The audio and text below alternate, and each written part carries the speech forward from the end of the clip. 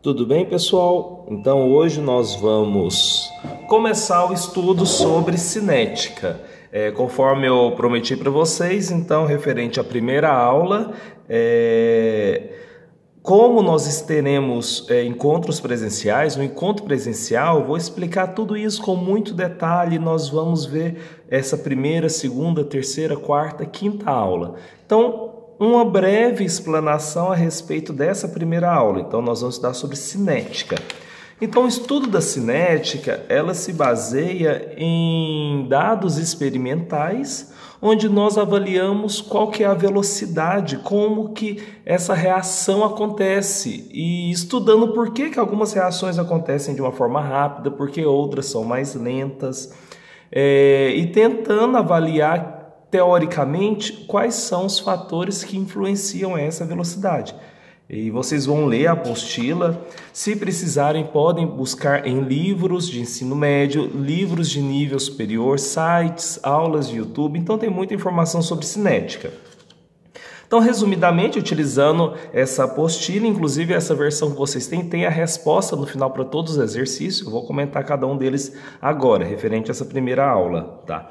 Então, os fatores que afetam a velocidade da reação é concentração do reagente, ou seja, quanto maior a concentração desse reagente, maior a probabilidade dessas moléculas se encontrarem no meio e assim a velocidade da reação é muito mais rápida. Se eu tenho um meio muito diluído, essas moléculas vão demorar para se encontrar, ou seja, a velocidade vai ser mais baixa.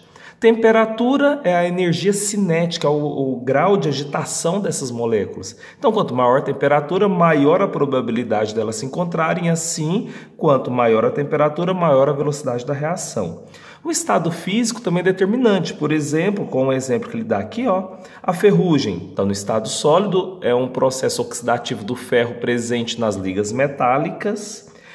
Vai demorar um certo tempo para acontecer, enquanto que reações em estado líquido, como as reações biológicas, acontecem rápido, e reações gasosas ainda mais rápido, né? Então, o estado físico também o influencia. E finalizando, o catalisador, que a gente vai estudar não na aula de hoje, mas em aulas futuras, que são substâncias que nós adicionamos para acelerar a velocidade da reação. Ou seja, ele reduz a energia de ativação necessária para iniciar a reação.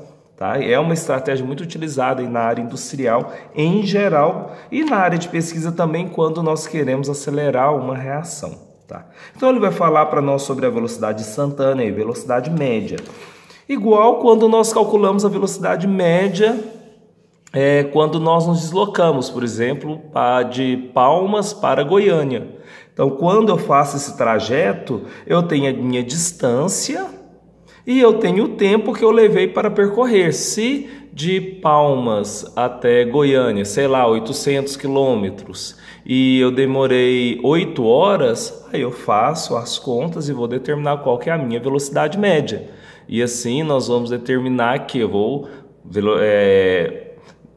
a distância final, que é 800 menos zero inicial, 800 dividido pelo tempo, que é final 8 horas, inicial 0, então 800 dividido por 8, 100 km por hora. Então, da mesma forma que nós fazemos o cálculo na física, nós vamos fazer também para a química, no caso específico da cinética. Então, a velocidade média de uma reação vai ser a velocidade, é a variação da concentração do reagente ou do produto dividido pela variação do tempo. Como a concentração é dada em mols por litro e o tempo em segundos, a unidade final mols por litros vezes segundos. Então, muito tranquilo, né? Então, à medida que o tempo passa, a concentração do reagente vai reduzindo, porque ele vai sendo consumido e o seu consumo promove a formação dos produtos. Então, com o tempo, a concentração do reagente reduz e do produto aumenta, até chegar em um ponto em que as concentrações permanecem estáveis. É o que a gente chama de equilíbrio químico, discutido lá na disciplina anterior, lá em termoquímica, termodinâmica, tá? Por exemplo, aqui, se eu quero determinar a velocidade média de uma reação, eu posso pegar a variação dos reagentes. Supondo que um reagente que no final tinha 7 mols e no início tinha 8, então foram consumidos 1 mol. Então, no final 7, início 8, dividido pelo tempo. Supondo que gastou-se, aqui ele fala 10 segundos, então aqui ó, a gente já tem que tomar um pequeno cuidado na nossa apostila. O final é 10, então aqui no caso seria 10 menos 0. Final menos inicial. Final 10 segundos, inicial 0. Então por isso que aqui ó, 10 menos 0, 10 positivo. Então 1 negativo com 2 positivo, a velocidade é menos 0,1 mols por litro vezes segundos. Só que não existe velocidade negativa. Como assim velocidade negativa? O mínimo é 0. Então, com isso, quando nós avaliamos a velocidade através de reagentes, vai ter um sinal negativo.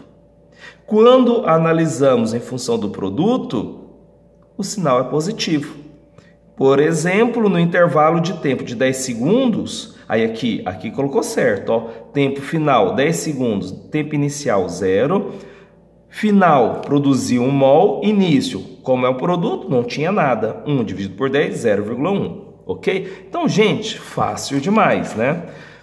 Quando eu tenho uma reação um pouquinho mais complexa, onde eu tenho, por exemplo, 2 mols de A mais 5 mols de B, produzindo 6 mols de C, aí a proporção é diferente, porque antes eu estava falando proporção de 1 para 1. Agora aqui as proporções vão variar estequiometricamente. Então esse índice estequiométrico eu tenho que jogar na minha equação. Ou seja, a velocidade média vai ser igual a, para o reagente A vai ser, se eu quero calcular através do reagente A, dos dados do reagente A, vai ser menos 1 sobre A, que é o índice estequiométrico, A minúsculo, que é o índice estequiométrico do composto A maiúsculo, e a variação da concentração de A e a variação do tempo, fazendo por A, mas supondo que eu não tenho dados de A, eu posso determinar a velocidade também em função dos dados de B.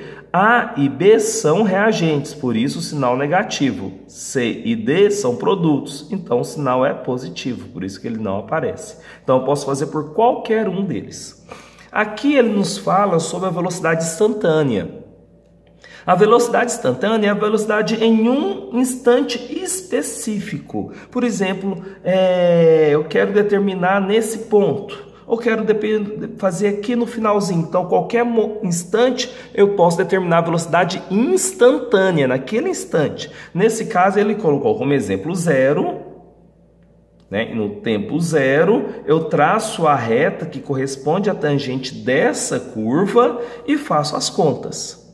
É diferente de velocidade média. Aqui eu estou falando de velocidade instantânea. Eu até fiz as contas aqui, ó, para esse de baixo, supondo que eu quero nesse instante aqui, ó, no tempo de 600 segundos. Nesse tempo aqui, ó, qual que é a velocidade instantânea?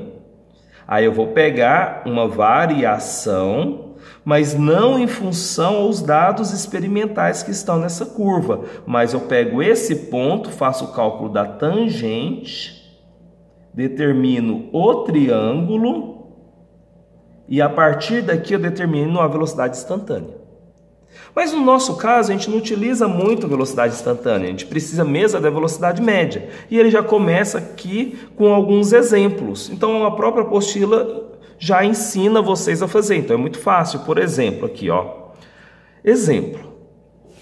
Deixa eu ver aqui o tempo, 9 minutos, é porque não pode ficar muito longo porque eu vou ter que postar ele. Então nesse exemplo ele diz, suponha a equação, a reação genérica A mais 3B formando 2C. Então aqui eu tenho índices estequiométricos diferentes, aqui é 1, aqui é 3, aqui é 2. Então ele pergunta, quais as quantidades iniciais? No tempo 0 não teve consumo nenhum.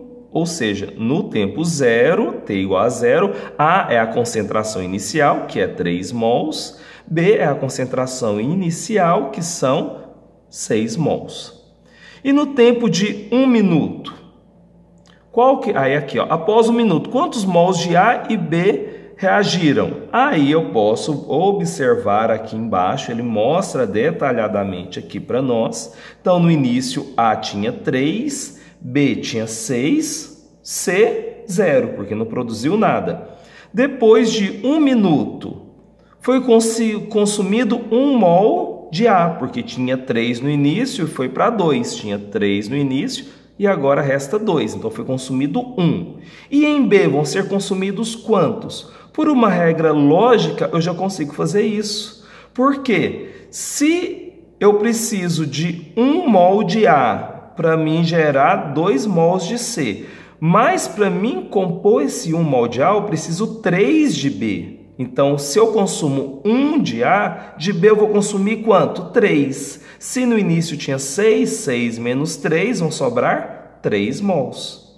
E para cada 1 mol desse mais 3 mols deste, vai formar 2 mols de C. Então, ao final aqui vão ser 2. E a velocidade ela pode ser calculada por qualquer um desses componentes. Pode ser pelo reagente A, pelo reagente B, pelo produto C e D. Nesse caso, só tem produto C. E aqui tem o exemplo dos cálculos, né, referente a essa atividade. Tá? Basta você jogar naquelas fórmulas, os dados você consegue fazer. Uma atividade que é um pouquinho mais complexa é essa outra atividade, atividade 1. Nesse caso aqui, ó, nós vamos precisar de fazer mais contas. Tá? Eu vou finalizar o vídeo agora e eu vou deixar para apresentar isso daqui junto com a autoavaliação. Então, a gente finaliza aqui a primeira parte, ok?